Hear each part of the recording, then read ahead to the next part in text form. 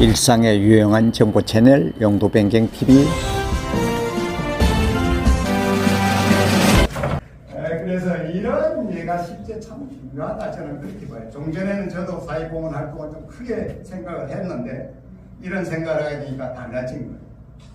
자, 그러면 이제 지금까지 영도변경 사회공헌 활동이라는 얘기를 했으니까 과연 저는 어떻게 해서 사회공헌 활동을 하게 됐고 이 얘기는 어떻게 되는지를 지금부터 들려드리겠습니다.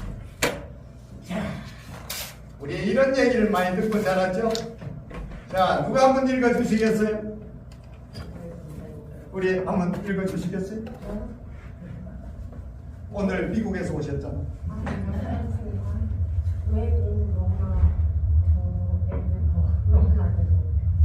어이, 발음이 이렇게 좋으세요. 아유, 감사합니다. 또 저 강의를 위해서 이렇게 하시는 분들에게는 또 제가 이제 선물을 또 하나. 아까 겹쳤나요? 네, 그래도 주십시오. 아, 제가 못 봤네. 이거 어쩌나? 예. 약속이니까 이거는 은퇴 수첩입니다. 우리가 앞으로 살아갈 때 필요한 걸 다 적게 돼 있어요. 좋은 자료일 거예요. 어제 꿈 좋은 꿈 꾸셨어요? 네. 바로 이거는 우리가 바로 많이 들어온 거죠. 어릴 때부터 들어왔어요. 이것이 바로 뭐예요? 저는 이걸 용도변경이라는 뭐예요? 환경 변화에 대항하는 삶의 주의죠. 변화가 바뀌었을 때 로마에 가면 로마법을 따라야 하는 거죠. 우리 법만 가지고 우리대로 하면 안 되는 거죠. 그것이 어떻게 보면 삶의 방향을 바꾸는 거고, 저는 그래서 우리가 앞으로 살아가는 데 있어서 지금까지 살아온 환경과 목적하고 현재나 앞으로 여러분들께서 가야 할 목적이 같을 수는 없는 거 아니냐. 만약에 과거에 집착한다면 뭐로 소리 들어요? 꼰대라고 소리 듣죠. 그죠? 그런 게 벗어나야 돼요. 그래서 환경과 목적에 맞는 쓰임새, 즉 용도잖아요. 용도로 변경하는 것이 바로 용도 변경이고, 그렇게 하기 위해서 자기 하고 싶은 일을 해야 되고 또 내 인생 살기를 해야 된다. 그러한 것을 가장 저는 크게 느꼈던 것이 바로 이 책입니다. 미국의 우리 우크라이나 대통령 이름하고 똑같아요. 제렌스키가 쓴 책이에요. 은퇴생활백서에서 여러 많은 사람들의 은퇴자를 인터뷰에서 쓴 책으로서 은퇴자의 천직은 가장 중요한 것은 경험 전수라고 얘기를 하고 있어요. 후반생을 살아가는 것. 그것이 결국은 뭐예요? 경험 전수이기 때문에 사회공헌이다. 그래서 우리는 옛날에 우리 내 인생을 살게 또 열거라도 많이 했고 요즘 이제 갓생 이렇게 많은 얘기를 하고 있잖아요. 이렇게 이제 살아가야 된다는 거예요. 자, 그러면 제 얘기를 한번 해보겠습니다. 자, 앞에 보이는 이 화면은 어떤 장면인지 기억이 나세요? 네? 어떻게 그렇게 잘하세요? 예, 맞습니다. 주목이에요. 2006년 5월부터 2007년 3월까지 방영된 인기 드라마 송일국 한일교가 주연을 해서 대단한 인기를 가졌죠.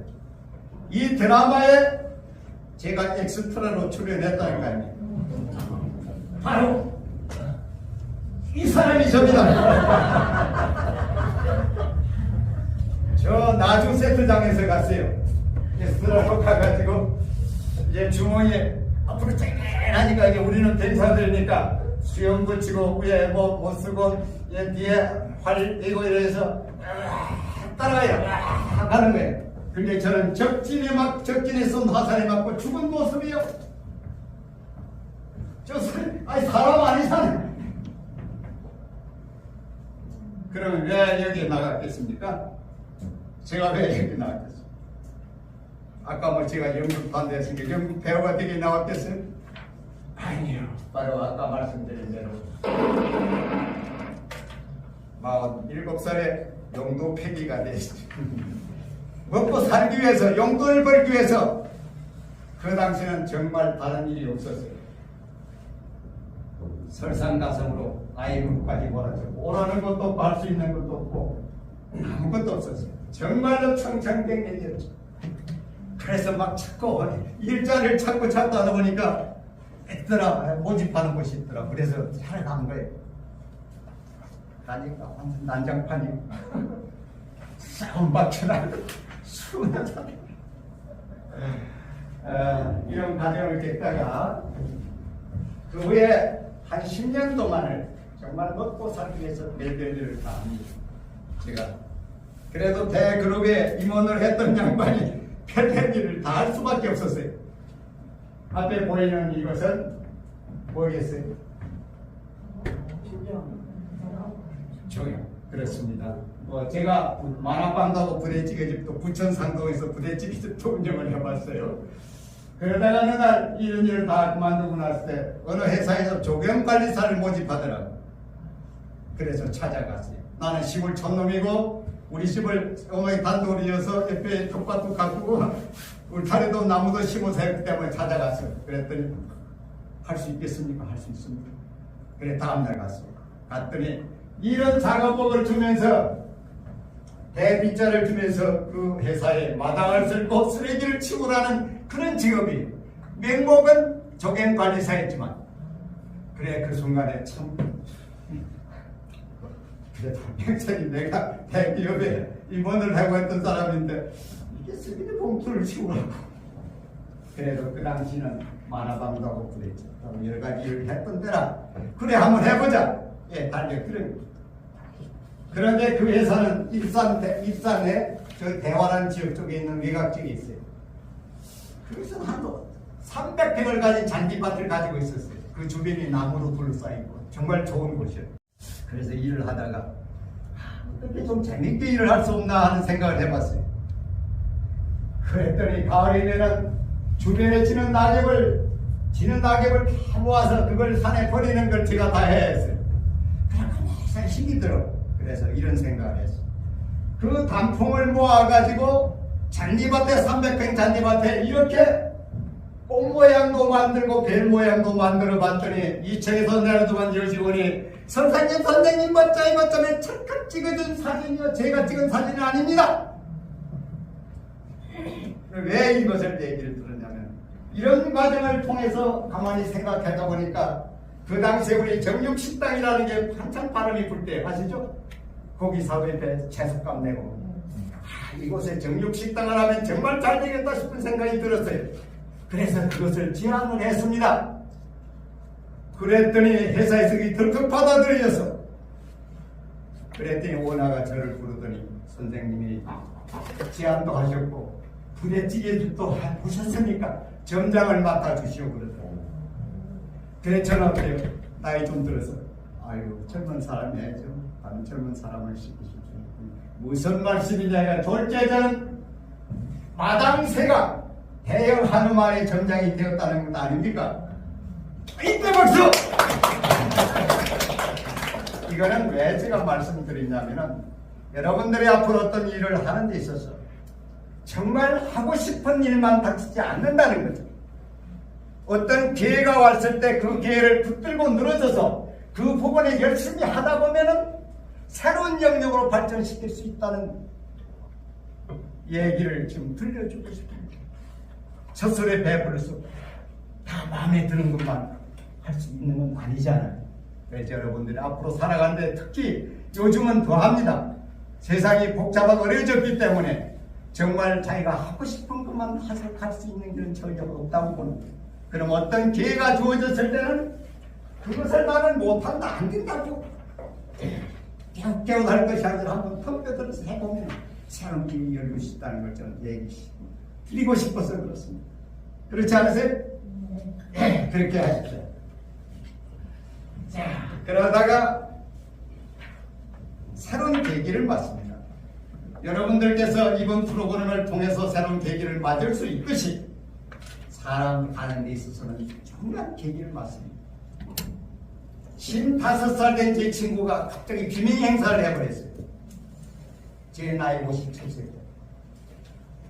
이것이 바로 삶의 방향을 바꿔준 계기가 됐어요. 추석 전날 남한산성에 아주 건강한 친구였어요. 다른 친구들하고 산행을 갔어요. 그런데 이 친구가 올라가다가 가슴을 턱턱 치면서 내 가슴이 왜 이러지 이런 얘기를 합니다. 이 친구는 몸이 아주 날렵하고 진짜 건강한 사람이었어요. 그런데 한참을 지나도 안 괜찮아. 그걸 어떻게 해야 돼요? 어떻게 해야 돼요? 괜찮나? 아니 아직도 이상해. 또 있다. 괜찮아. 아니. 이제 119를 불러야 할 순간이죠. 감사합니다. 예. 아, 예.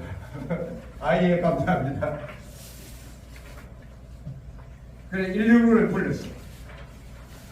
근데 참 사람의 운명이라는 알 수가 없어. 그날에 바로 추석 전날에 고향 가는 차량 행렬에 막혀서 119가 1시간 15분 만에 온 거예요. 헬기를 불러달랬는데도 헬기를 뜰 수 없는 상황이었고, 그래서 그 늦게 온 119를 타고 성남으로 가는 도중에 숨을 거두고 말아버립니다. 이 친구의 죽음을 보는 순간 정말 인생을 이렇게 험하게 살 수 있을 것 같다는 생각이 들었습니다. 그래서 저는 저 자신의 삶을 되돌아봤어요. 정말 열심히 살아왔잖아요. 조경관리사도 하고 뭐 마당새도 하고 엑스트라도 하면서, 그러나 내놓으라 할 말이 별로 안 없습니다. 무엇 때문인가? 나도 이렇게 살다가는 정말 험악한 삶을 살 수밖에 없겠다는 생각이 탁 드는 거예요. 그래 삶을 좀 바꿔보자 하는 거예요. 지금까지 누구를 위해서, 자식을 위해 살았다거나 다른 사람을 위해서 다 용도로 살았어요. 근데 이제는 내 용도로 한번 살아보자 해. 나 용도. 그래 내 하고 싶은 일을 한번 살아보자 해서 사진을 선택하게 되는 겁니다. 그러면 여러분들이 어떤 일을 했을 때, 내가 사진을 선택해 사진을 한다고 했을 때, 아니면 악기를 한다고 했을 때 그 악기를 나는 과연 잘할 수 있었다는 자신감이 필요하잖아요. 그 자신감을 저는 어떻게 얻었느냐 하는 거예요. 제가 사진을 배웠던 환경은 열악했어요. 그런데 그 자신감을 가질 수가 어떻게 있고 어디에서나 저는 이런 걸 통해서 그 자신감을 얻게 됩니다. 초등학교 시절에 수채화를 그렸어요. 하긴 뭐 초등학교 시절에 수채화 안 그린 사람 없겠지만요. 그죠? 근데 이것은 수채화는 사진과 유사하잖아요. 아, 그럼 너는 몇 년도는 초등학교 수채화 그렸잖아. 그 재능이 좀 있어. 너는 잘할 수 있을 거야. 이런 생각을. 그런 하나의 자료가, 이런 자료가 또 있었습니다. 보세요. 1963년 5월 10일, 요즘은 이제 초등학교지만 천안국민학교연 대상으로 자생내 가작 빵. 그것도 최고 수작다 가작이에요. 이걸 보고 안 사람이 이렇게 얘기를 합니다. 아이고, 그 시골 동네 학생도 몇 명 안 되는데 최고 수상도 아니고 가작바닥을 그걸 잘했다고요. 거기 맞기는 맞더라고. 그래도 뭐예요? 나에게는 중요한 어떤 자산인 거죠. 그래, 너는 그때도 사실 가장했잖아. 자신감을 받았어. 이것이 하나의 큰 틀이지. 여기에서 여러분들도 분명히 이러한 것들이 있을 거예요. 그걸 버리지 말고 그걸 끄집어내서 어떤 일을 하는데 자신감으로 심어줄 필요가 있다고 생각하는 거예요. 그러다가 요즘 또 그런 말이 있잖아요. 이왕이면 뭐죠? 사진을 취미로 이제 보통 시작하잖아요. 그죠? 근데 취미로 할 게 아니고 이왕이면 사진작가들 전문가 좀 돼보는 게 좋지 않겠네 해가지고 사진을 배우기 시작한 3개월 만에 사진작가 도전합니다. 참 미쳤지. 1년간에 28번 공모전을 출품을 합니다. 이제 배운 사람이 잘 됐겠어요? 정말요? 네. 아까 내가 상도 받았잖아. 안 돼요. 맞아요. 잘 그렇습니다. 28번에 13번이 다 낙선되고 15번에 이렇게 돼가지고 이게 떨어진 낙선된 작품들이 지금도 쌓여 있습니다. 그 당시는 이런 생각을 했어요. 나는 이렇게 잘 찍은 사진인데 왜 입수를 안 시켜주지? 되게 원망했어. 근데 나중에 와서 보니까 그래 떨어질만 했네 이 생각이 들더라고요. 그죠? 그래서 이렇게 해서 결과적으로 1년 만에 사진작가의 인정을 받은 거예요. 아, 이때도 박수 쳐줘야지. 그죠? 그래서 이렇게 하다 보니까 참 우리말에 또 이런 게 있어요. 저기가 질산청학동에 사니까 서당계 풍을 없는다 하잖아요. 그죠? 막 똑같아. 한 3년 나가 보니까 국전에 입선하게 되고 뭐 보건복지부고 뭐 특히 이제 부산일보 큰 산인데 여기서 우승상을 받는 이런 결과가 오더라. 이거는 제가 잘해서가 아니고 서당 때 3년 풍을 불평거리라고 생각하는데 그래 지금은 한 13년째 그래서 지금은 카메라로 완전 친구가 됐고 이 사진을 통해서 모든 활동이 근본을 바탕을 만들고 이것이 사회공헌 활동의 토대가 되는 거예요. 쓰였죠? 자, 제 사진 한번 보여드릴게요. 이런 건물 보셨나요? 자, 여러분 사진은 사실입니까? 거짓입니까? 사진은 우리가 찍은 거니까 사진을 보잖아요. 이거 제가 찍은 서울의 서대문에 있는 건물입니다. 한번 가보십시오. 아니 꿈에 찍은 건 아니에요. 놀라죠? 놀라지 마십시오. 오래 하다 운영을 하다 보니 이런 게 돼요. 이걸 바로 찍은 거예요. 이 건물을 이렇게 찍어버려서 이 스마트폰으로